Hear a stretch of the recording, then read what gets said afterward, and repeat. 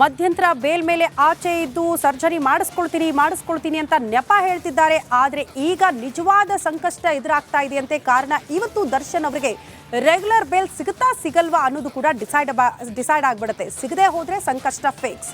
ಈ ಕುರಿತು ಒಂದು ರಿಪೋರ್ಟ್ ಇದೆ, ಬನ್ನಿ ನೋಡ್ಕೊಂಡು ಬರೋಣ.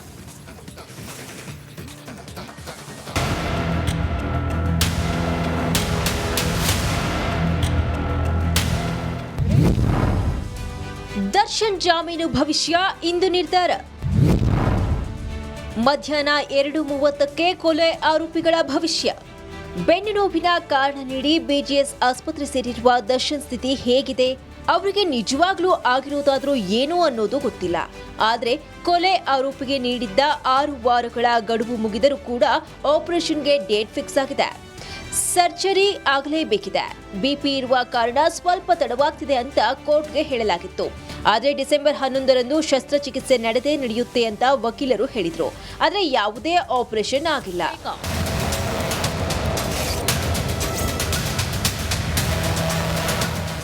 ರೆಗ್ಯುಲರ್ ಬೇಲ್ಗಾಗಿ ಕಾದು ಕೂತಿರುವ ದರ್ಶನ್ ಆಪರೇಷನ್ ಡ್ರಾಮಾ ಮಾಡಿದ್ದಾರಾ ಅನ್ನೋ ಮಾತು ಕೇಳಿ ಬಂದಿದೆ. ಆರೋಪಿಗೆ ಸರ್ಜರಿ ಆಗುತ್ತಾ ಇಲ್ವಾ ಅಂತ ನೋಡಿಕೊಂಡು ಬೇಲ್ ಬಗ್ಗೆ ನಿರ್ಧರಿಸಲು ಕೋರ್ಟ್ ಕಾದಿತ್ತು. ಅದರಂತೆ ದರ್ಶನ್ಗೆ ಆಪರೇಷನ್ ಆಗದಿದ್ದಕ್ಕೆ ಇಂದು ಹೈಕೋರ್ಟ್ನಲ್ಲಿ ಆದೇಶ ಹೊರಬೀಳುವ ಸಾಧ್ಯತೆ ಇದೆ. ಇಂದು 7 ಆರೋಪಿಗಳ ಬೇಲ್ ಭವಿಷ್ಯ. ದರ್ಶನ್ ಸೇರಿ 7 ಆರೋಪಿಗಳ ಬೇಲ್ ಭವಿಷ್ಯ ಇಂದು ನಿರ್ಧಾರವಾಗಲಿದೆ. ದರ್ಶನ್, ಪವಿತ್ರ ಗೌಡ, ಅನುಕುಮಾರ್, ಲಕ್ಷ್ಮಣ್, ನಾಗರಾಜು, ಪ್ರದೂಷ್, ಜಗದೀಶ್ ಅಲಿಯಾಸ್ ಜಗ್ಗ ಜಾಮೀನು ಭವಿಷ್ಯ ಇಂದು ನಿರ್ಧಾರವಾಗಲಿದೆ. ದರ್ಶನ್ಗೆ ಇಂದು ಡಿ-ಡೇ. ದರ್ಶನ್ಗೆ ಷರತ್ತುಬದ್ಧ ಬೇಲ್ ಸಿಕ್ಕರೆ ಕೆಳಹಂತದ ಕೋರ್ಟ್ನಲ್ಲಿ ಷರತ್ತು ಪೂರೈಸಬೇಕು. ಮಧ್ಯಂತರ ಜಾಮೀನು ವಿಚಾರ ಮಾನ್ಯತೆ ಕಳೆದುಕೊಳ್ಳುತ್ತೆ. ಸುಪ್ರೀಂ ಕೋರ್ಟ್ಗೆ ಸಲ್ಲಿಸಿರುವ ಮೇಲ್ಮನವಿ ಮಾನ್ಯತೆಯನ್ನ ಕಳೆದುಕೊಳ್ಳಬಹುದು. ಆಪರೇಷನ್ ಬೇಕಾದ್ರೆ ಮಾಡಿಸ್ಕೊಳ್ಬಹುದು, ಅವ್ರಿಗೆ ಬಿಟ್ಟು ವಿಚಾರ. ಬೇಲ್ ವಜಾಗೊಂಡ್ರೆ ಸುಪ್ರೀಂ ಕೋರ್ಟ್ ಮೊರೆ ಹೋಗಬೇಕಾಗತ್ತೆ. ರೆಗ್ಯುಲರ್ ಬೇಲ್ಗಾಗಿ ಸುಪ್ರೀಂ ಕೋರ್ಟ್ ಮೊರೆ ಹೋಗಬೇಕಾಗತ್ತೆ.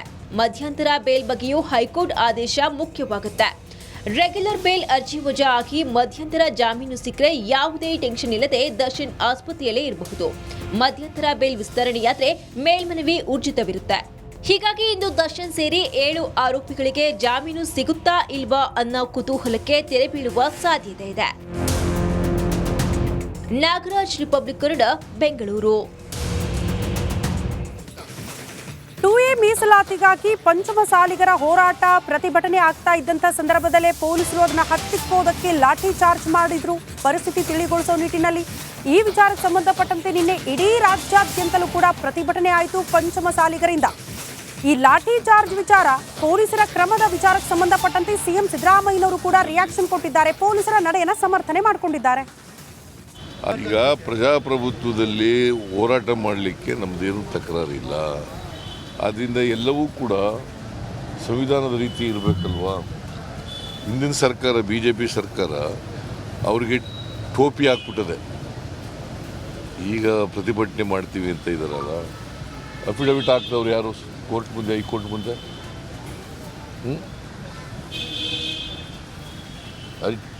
ಹೈಕೋರ್ಟ್ ಮುಂದೆ ಅಫಿಡವಿಟ್ ಹಾಕ್ದವ್ರು ಯಾರು ರೀ? ಇರ್ತೀವಿ.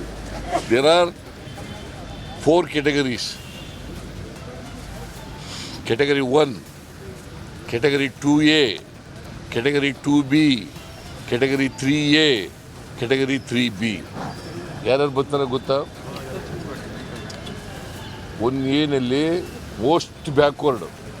1ನಲ್ಲಿ Category 1ನಲ್ಲಿ most backward. Category 2A more backward.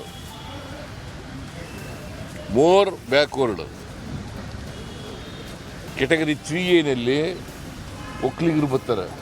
ಒಕ್ಕಲಿಗರು ಮತ್ತು ಮಧ್ಯಂತರ ಬೇಲ್ ಮೇಲೆ ಆಚೆ ಇದ್ದು ಸರ್ಜರಿ ಮಾಡಿಸ್ಕೊಳ್ತೀನಿ ಅಂತ ನೆಪ ಹೇಳ್ತಿದ್ದಾರೆ. ಆದರೆ ಈಗ ನಿಜವಾದ ಸಂಕಷ್ಟ ಎದುರಾಗ್ತಾ ಇದೆಯಂತೆ. ಕಾರಣ ಇವತ್ತು ದರ್ಶನ್ ಅವರಿಗೆ ರೆಗ್ಯುಲರ್ ಬೇಲ್ ಸಿಗುತ್ತಾ ಸಿಗಲ್ವಾ ಅನ್ನೋದು ಕೂಡ ಡಿಸೈಡ್ ಆಗ್ಬಿಡುತ್ತೆ. ಸಿಗದೆ ಹೋದ್ರೆ ಸಂಕಷ್ಟ ಫಿಕ್ಸ್.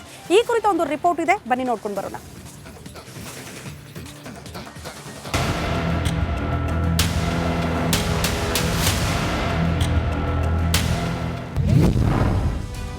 ದರ್ಶನ್ ಜಾಮೀನು ಭವಿಷ್ಯ ಇಂದು ನಿರ್ಧಾರ.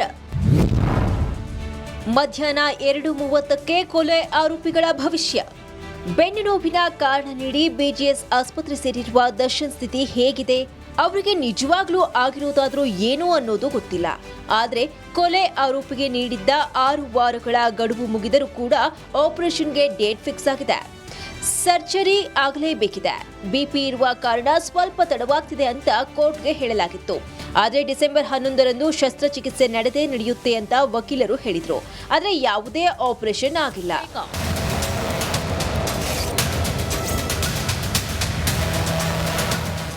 ರೆಗ್ಯುಲರ್ ಬೇಲ್ಗಾಗಿ ಕಾದು ಕೂತಿರುವ ದರ್ಶನ್ ಆಪರೇಷನ್ ಡ್ರಾಮಾ ಮಾಡಿದ್ದಾರಾ ಅನ್ನೋ ಮಾತು ಕೇಳಿ ಬಂದಿದೆ. ಆರೋಪಿಗೆ ಸರ್ಜರಿ ಆಗುತ್ತಾ ಇಲ್ವಾ ಅಂತ ನೋಡಿಕೊಂಡು ಬೇಲ್ ಬಗ್ಗೆ ನಿರ್ಧರಿಸಲು ಕೋರ್ಟ್ ಕಾದಿತ್ತು. ಅದರಂತೆ ದರ್ಶನ್ಗೆ ಆಪರೇಷನ್ ಆಗದಿದ್ದಕ್ಕೆ ಇಂದು ಹೈಕೋರ್ಟ್ನಲ್ಲಿ ಆದೇಶ ಹೊರಬೀಳುವ ಸಾಧ್ಯತೆ ಇದೆ. ಇಂದು 7 ಆರೋಪಿಗಳ ಬೇಲ್ ಭವಿಷ್ಯ. ದರ್ಶನ್ ಸೇರಿ 7 ಆರೋಪಿಗಳ ಬೇಲ್ ಭವಿಷ್ಯ ಇಂದು ನಿರ್ಧಾರವಾಗಲಿದೆ. ದರ್ಶನ್, ಪವಿತ್ರ ಗೌಡ, ಅನುಕುಮಾರ್, ಲಕ್ಷ್ಮಣ್, ನಾಗರಾಜು, ಪ್ರದೂಷ್, ಜಗದೀಶ್ ಅಲಿಯಾಸ್ ಜಗ್ಗ ಜಾಮೀನು ಭವಿಷ್ಯ ಇಂದು ನಿರ್ಧಾರವಾಗಲಿದೆ. ದರ್ಶನ್ಗೆ ಇಂದು ಡಿ-ಡೇ. ದರ್ಶನ್ಗೆ ಷರತ್ತುಬದ್ಧ ಬೇಲ್ ಸಿಕ್ಕರೆ ಕೆಳಹಂತದ ಕೋರ್ಟ್ನಲ್ಲಿ ಷರತ್ತು ಪೂರೈಸಬೇಕು. ಮಧ್ಯಂತರ ಜಾಮೀನು ವಿಚಾರ ಮಾನ್ಯತೆ ಕಳೆದುಕೊಳ್ಳುತ್ತೆ. ಸುಪ್ರೀಂ ಕೋರ್ಟ್ಗೆ ಸಲ್ಲಿಸಿರುವ ಮೇಲ್ಮನವಿ ಮಾನ್ಯತೆಯನ್ನ ಕಳೆದುಕೊಳ್ಳಬಹುದು. ಆಪರೇಷನ್ ಬೇಕಾದ್ರೆ ಮಾಡಿಸ್ಕೊಳ್ಬಹುದು, ಅವ್ರಿಗೆ ಬಿಟ್ಟು ವಿಚಾರ. ಬೇಲ್ ವಜಾಗೊಂಡ್ರೆ ಸುಪ್ರೀಂ ಕೋರ್ಟ್ ಮೊರೆ ಹೋಗಬೇಕಾಗತ್ತೆ. ರೆಗ್ಯುಲರ್ ಬೇಲ್ಗಾಗಿ ಸುಪ್ರೀಂ ಕೋರ್ಟ್ ಮೊರೆ ಹೋಗಬೇಕಾಗತ್ತೆ. ಮಧ್ಯಂತರ ಬೇಲ್ ಬಗ್ಗೆಯೂ ಹೈಕೋರ್ಟ್ ಆದೇಶ ಮುಖ್ಯವಾಗುತ್ತೆ. ರೆಗ್ಯುಲರ್ ಬೇಲ್ ಅರ್ಜಿ ವಜಾ ಆಗಿ ಮಧ್ಯಂತರ ಜಾಮೀನು ಸಿಕ್ಕರೆ ಯಾವುದೇ ಟೆನ್ಷನ್ ಇಲ್ಲದೆ ದರ್ಶನ್ ಆಸ್ಪತ್ರೆಯಲ್ಲೇ ಇರಬಹುದು. ಮಧ್ಯಂತರ ಬೇಲ್ ವಿಸ್ತರಣೆಯಾದ್ರೆ ಮೇಲ್ಮನವಿ ಊರ್ಜಿತವಿರುತ್ತೆ. ಹೀಗಾಗಿ ಇಂದು ದರ್ಶನ್ ಸೇರಿ 7 ಆರೋಪಿಗಳಿಗೆ ಜಾಮೀನು ಸಿಗುತ್ತಾ ಇಲ್ವಾ ಅನ್ನೋ ಕುತೂಹಲಕ್ಕೆ ತೆರೆ ಬೀಳುವ ಸಾಧ್ಯತೆ ಇದೆ. ನಾಗರಾಜ್, ರಿಪಬ್ಲಿಕ್ ಕನ್ನಡ, ಬೆಂಗಳೂರು. 2A ಮೀಸಲಾತಿಗಾಗಿ ಪಂಚಮಸಾಲಿಗರ ಹೋರಾಟ ಪ್ರತಿಭಟನೆ ಆಗ್ತಾ ಇದ್ದಂತ ಸಂದರ್ಭದಲ್ಲೇ ಪೊಲೀಸರು ಅದನ್ನ ಹತ್ತಿಕ್ಕೋದಕ್ಕೆ ಲಾಠಿ ಚಾರ್ಜ್ ಮಾಡಿದ್ರು. ಪರಿಸ್ಥಿತಿ ತಿಳಿಗೊಳಿಸೋ ನಿಟ್ಟಿನಲ್ಲಿ ಈ ವಿಚಾರಕ್ಕೆ ಸಂಬಂಧಪಟ್ಟಂತೆ ನಿನ್ನೆ ಇಡೀ ರಾಜ್ಯಾದ್ಯಂತಲೂ ಕೂಡ ಪ್ರತಿಭಟನೆ ಆಯಿತು ಪಂಚಮಸಾಲಿಗರಿಂದ. ಈ ಲಾಠಿ ಚಾರ್ಜ್ ವಿಚಾರ, ಪೊಲೀಸರ ಕ್ರಮದ ವಿಚಾರಕ್ಕೆ ಸಂಬಂಧಪಟ್ಟಂತೆ ಸಿಎಂ ಸಿದ್ದರಾಮಯ್ಯನವರು ಕೂಡ ರಿಯಾಕ್ಷನ್ ಕೊಟ್ಟಿದ್ದಾರೆ. ಪೊಲೀಸರ ನಡೆಯನ್ನು ಸಮರ್ಥನೆ ಮಾಡಿಕೊಂಡಿದ್ದಾರೆ. ಈಗ ಪ್ರಜಾಪ್ರಭುತ್ವದಲ್ಲಿ ಹೋರಾಟ ಮಾಡಲಿಕ್ಕೆ ನಮ್ಮದೇನು ತಕರಾರಿಲ್ಲ. ಆದ್ದರಿಂದ ಎಲ್ಲವೂ ಕೂಡ ಸಂವಿಧಾನದ ರೀತಿ ಇರಬೇಕಲ್ವಾ. ಹಿಂದಿನ ಸರ್ಕಾರ, BJP ಸರ್ಕಾರ, ಅವರಿಗೆ ಟೋಪಿ ಹಾಕ್ಬಿಟ್ಟದೆ. ಈಗ ಪ್ರತಿಭಟನೆ ಮಾಡ್ತೀವಿ ಅಂತ ಇದ್ದಾರಲ್ಲ, ಅಫಿಡವಿಟ್ ಹಾಕ್ದವ್ರು ಯಾರು? ಕೋರ್ಟ್ ಮುಂದೆ, ಹೈಕೋರ್ಟ್ ಮುಂದೆ.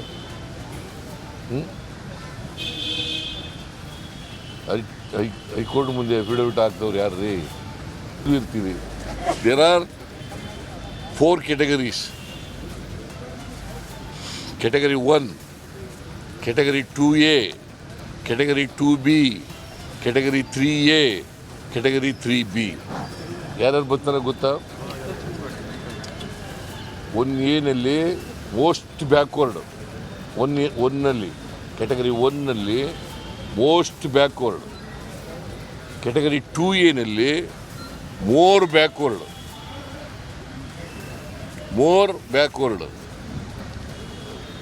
Category 3A ಒಕ್ಕಲಿಗರು ಬರ್ತಾರೆ. ಒಕ್ಕಲಿಗಸು ಮತ್ತು